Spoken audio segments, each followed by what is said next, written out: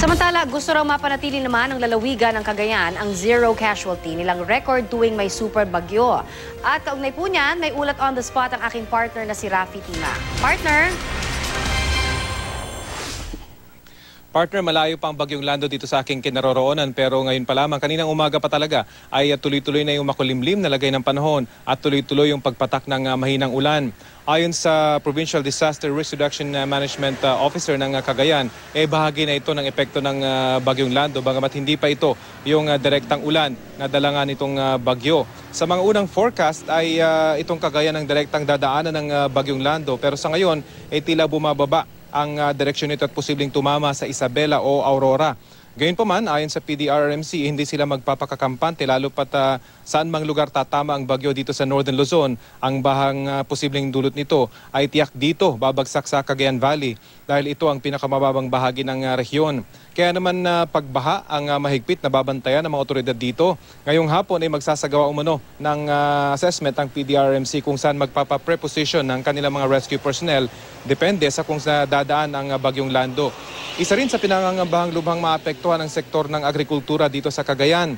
Pinaghahanda na raw kasi nila ang El Nino dito kaya nagrekomenda ang mga otoridad dito na magtanim ang mga magsasaka ng mga drought resistant at short-term crops kapag malaki ang volume ng ulang ibabagsak ng bagyong Lando, tiyak masisira ang mga ito.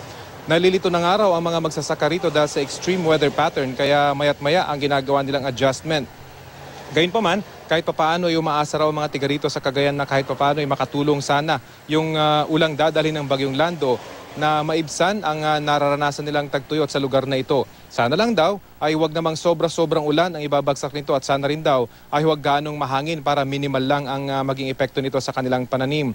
Kanina nga inataunan natin ang ilang magsasakang sinasamantala itong pag-uulan na nagsimula lang daw nitong mga nakarang araw. Mahigit 2 buwan na raw na tagtuyot dito kaya naman welcome sa kanila ang paparating na bagyo.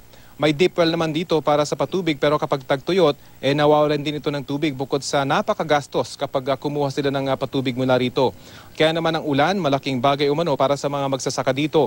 Pero kapag masyadong malakas nga ang ulan, ang Cagayan River naman ang posibleng lumaki at nagmimistula umanong dagat kaya isa rin ito sa pakababantayan ng mga otoridad kung kinakailangan magpa-evacuate ng mga residenteng nakatira sa tabing ilog.